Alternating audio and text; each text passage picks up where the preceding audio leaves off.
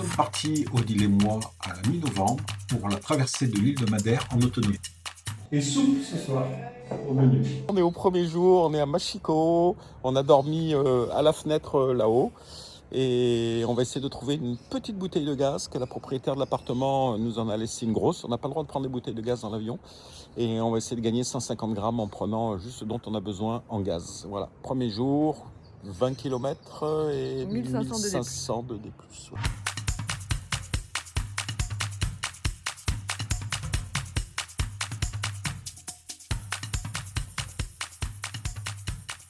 L'île de Madère est vraiment un paradis pour le trek, par la variété de ses paysages et de sa flore. Mais attention, il y a quand même 1000 mètres de dénivelé positif tous les jours. Ce fut sportif et humide. Nous avons rencontré 2 difficultés qui font que la traversée aurait pu mieux se passer. En effet, le tracé planifié n'était pas idéal.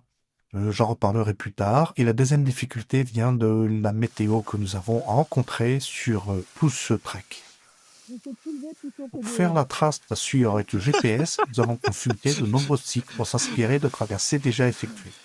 On a prévu d'éviter les sentiers officiels PR fermés dus aux incendies de l'été 2024.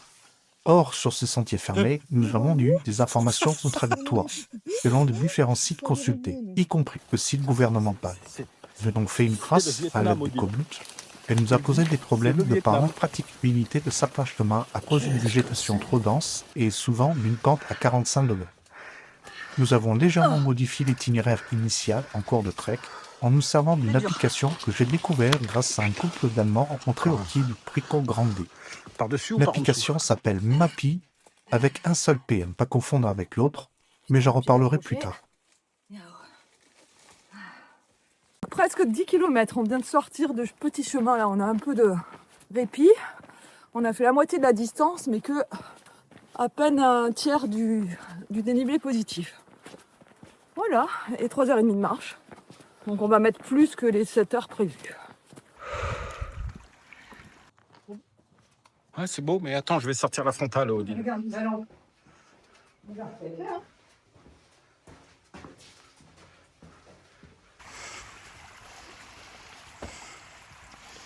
On est en haut, on vient de retrouver une route. Du coup, il y a des gens, des touristes, un café, des voitures. Mais on va vite repartir dans la nature. La deuxième difficulté a été la mauvaise météo rencontrée sur 5 jours de marche. Nous avons 4 jours de pluie, de brouillard, espacés d'accalmie et de rares rayons de soleil.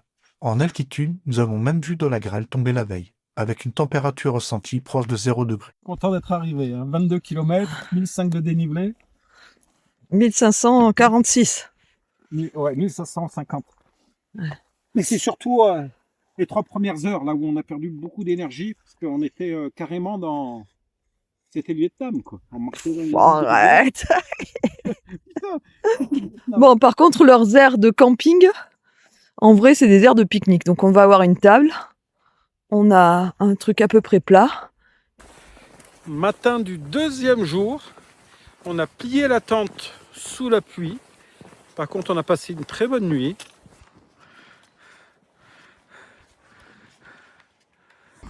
On voit rien. Un peu frustrant quand même. C'est la merde. On fait 20 mètres, ici c'est trop... Continuez sur 300 mètres.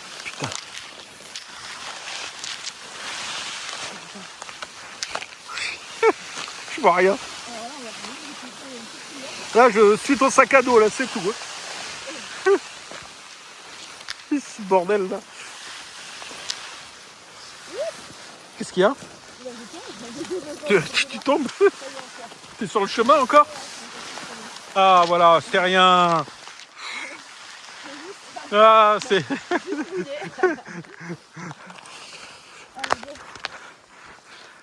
Il va en chier, le Greg. Bon, on va là. Pour l'eau apportée, 1,5 litre largement suffisant, parce qu'avec nos gourdes filtrantes, on se servait dans les levadas, ces petits canaux qui quadrillent l'île. Bon, Désescalader. on a fait un peu une mauvaise option. Donc, on a 3 mètres à désescalader.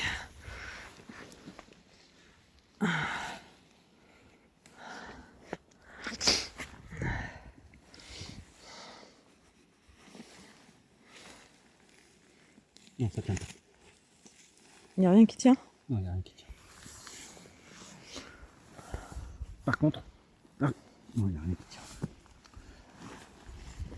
Bon. Donc, alors soit on descend en avant sur les fesses, on se laisse glisser, mais c'est un coup à se faire mal. Soit il faut continuer dans la merde, mais je vois pas trop l'arrivée du chemin, quoi. Alors, attends.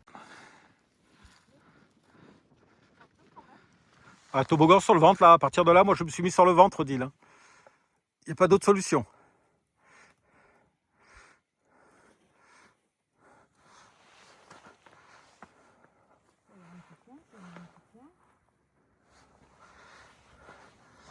Attends que la voiture passe.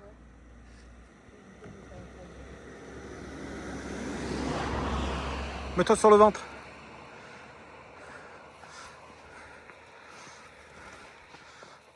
Attends, je peux te bloquer le pied, là. Voilà.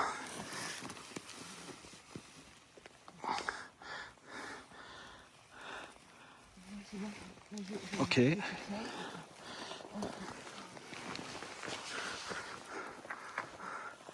Oh putain.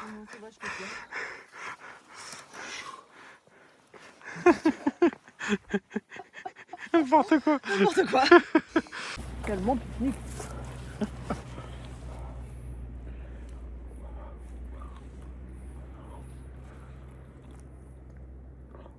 Ouais, les chemins tracés par Komoot, ils n'existaient pas.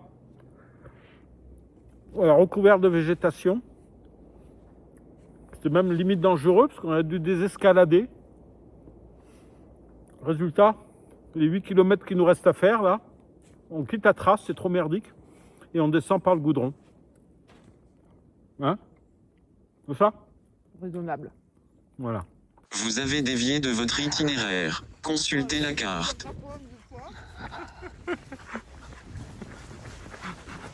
Là, c'est relou, là. On a 8 km. T'amuses, hein? Votre itinéraire est à 80 mètres sur votre droite. 5 km d'escalier.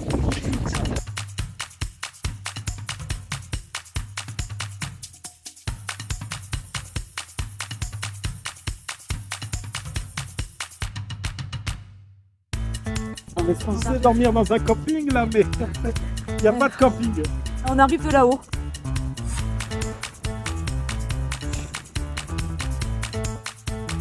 Adepte de l'ultra-léger avec des sacs de 7 kg comprenant matelas, tente, duvet et nourriture pour 2 jours, nous n'avons pris qu'un change en sous-vêtements, habitué à le laver le soir et le faire sécher dans la journée sur le sac à dos. Mais l'humidité permanente ne nous a pas permis de sécher notre linge. Mon petit escargot. C'est bien, on a fait les 2 tiers de la montée, là.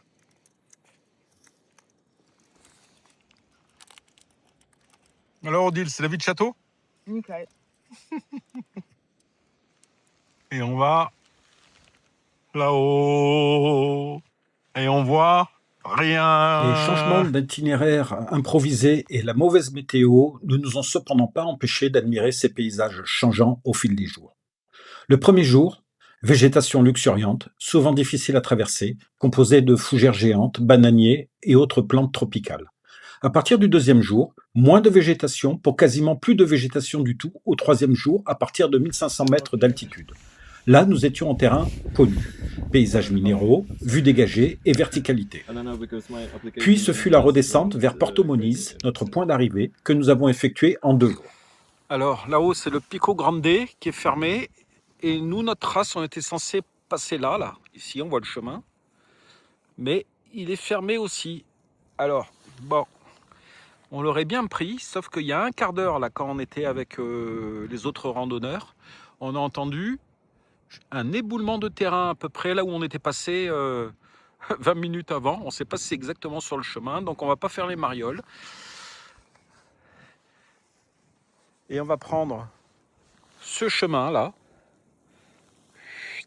qui emmène sur la crête, ici, et puis après qui redescend je sais pas où, et il se peut, je crois qu'on va dormir ici. Ah, c'est carrément flippant, parce qu'il y a 30 secondes, on a entendu cet éboulement là, il y a la montagne, un pan de montagne qui est parti, et là, ce sont les 2 randonneurs qu'on a croisés il y a 10 minutes, et qui sont censés passer là. Donc c'est le deuxième éboulement qu'on entend en une demi-heure.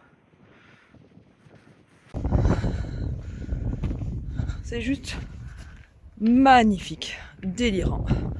Parce que là c'est tout en bas et là c'est tout en haut. Pour suivre l'évolution orageuse, nous consultions la météo 2 à 3 fois par jour. Il faut dire qu'il y a de la 5G partout sur l'île. On a juste eu une petite zone blanche. C'est magnifique. C'est super beau. Je suis hyper content.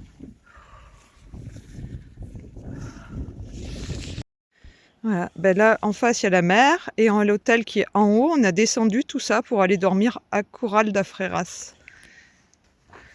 Et cet après-midi on va là-bas. Il y a un petit truc rouge là, mais comme... allez, on va faire grossir, voilà. Mais comme le sentier est fermé, il faut faire 31 bornes, donc on va faire un bout de stop.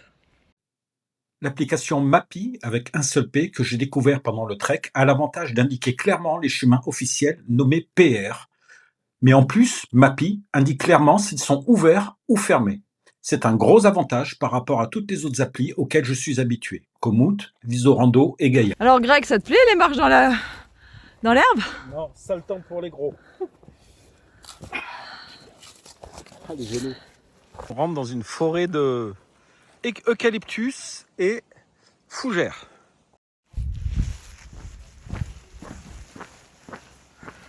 Bonne tarde. Salut. Sangria. On vient de se faire inviter là sur le bord. Une petite maison bien sympathique.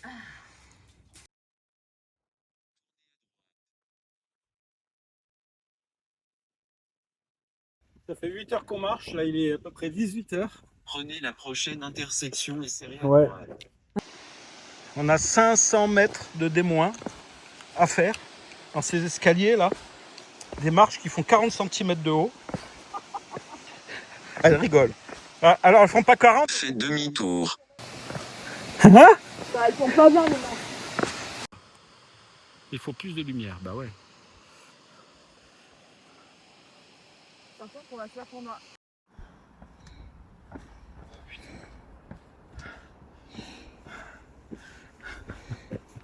500 mètres de D- en escalier comme ça. Les Netherlands qui nous ont prises. Et heureusement pour les 3 derniers kilomètres, parce que là il y a une chavane de pluie. Et qu'il y avait 400 mètres de D+. Et 400 mètres de D+. Un truc d'un autre monde. 3 minutes, et au bout de la première minute, on est obligé de pousser des branches qui ont repoussé au milieu du chemin. On est trempé. On est trempé. J4, on voilà. va là-dedans. Le chemin. La merde. Petit problème d'orientation, la trace me disait de prendre à gauche, donc le GPS me disait de prendre à gauche, et à gauche il n'y avait rien que la montagne. Bon, bah, pour mon anniversaire, une petite surprise. On a un tunnel, mais comme il a beaucoup plu, on va avoir entre 20 et 40 cm d'eau sur les pieds.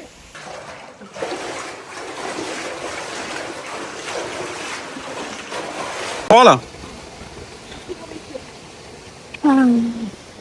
Si vous avez aimé cette vidéo, un petit like, ça fait toujours plaisir et ça nous encourage à filmer, monter et faire tous ces retours d'expérience. Et là, on va se préparer pour le deuxième tunnel. Plus long que le premier.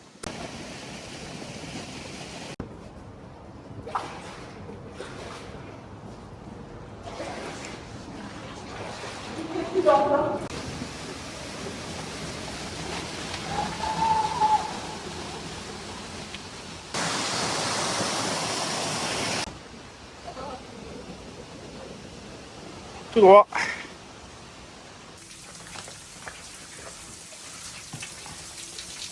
Un quart d'heure qu'on monte comme ça, là. Les marches. 30 cm de haut.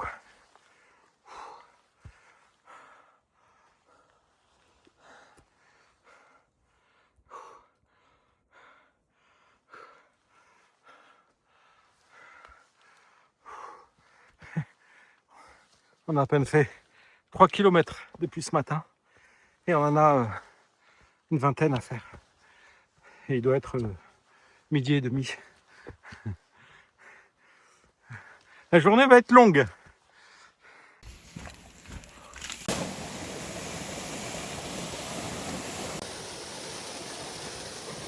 Bah, il a grêlé cette nuit.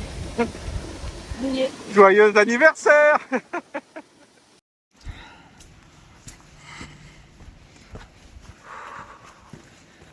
Ça grimpe. Tranquille. Ouais, ça se passe bien.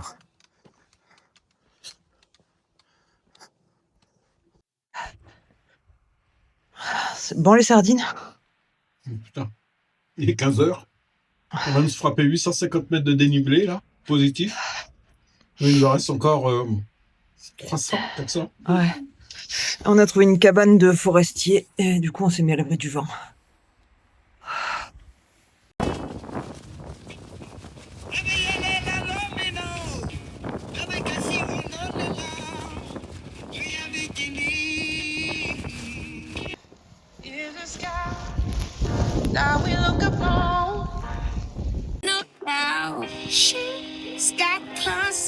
Ça grêle. Là c'est la merde, là.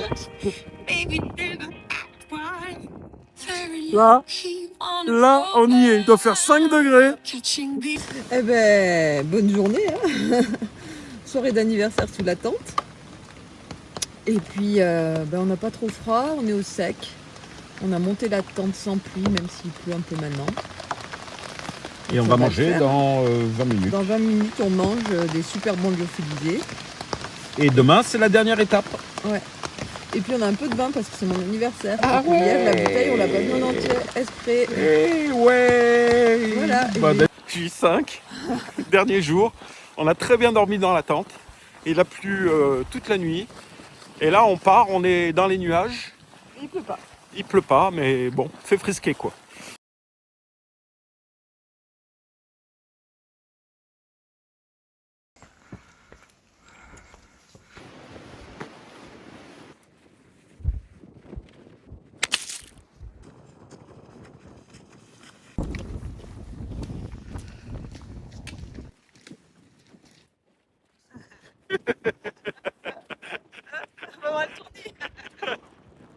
Allez, on accélère.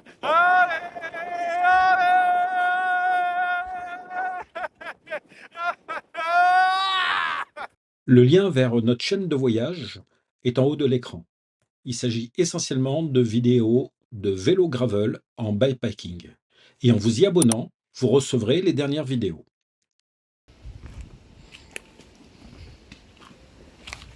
Continuez 900 mètres.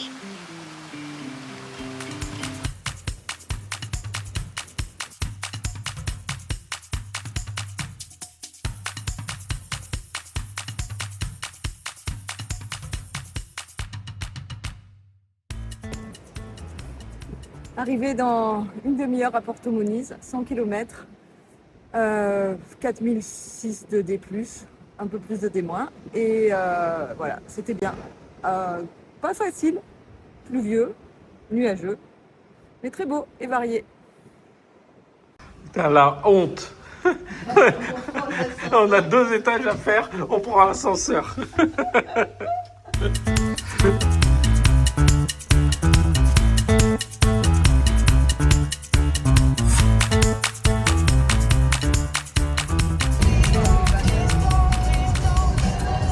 Retour à l'aéroport. Donc arrivé à Porto Muniz hier soir. On a notre avion demain. Il faut bien rentrer à l'aéroport qui est à 100 km. On avait le choix entre le bus, plus économique, mais je crois que le trajet dure à peu près 4 heures, et Bolt. Bolt, c'est l'équivalent de Uber chez nous. Et pour donc ce trajet de 100 km de 1 heure, 60 km 1 heure à peu près, ça nous revient à 54 €. Donc on a préféré cette option plutôt que le bus, certes plus cher, mais beaucoup plus rapide, 1 heure de trajet seulement. Si vous avez des questions sur l'itinéraire, le matériel ou autre, n'hésitez pas à laisser un commentaire, j'y répondrai avec plaisir.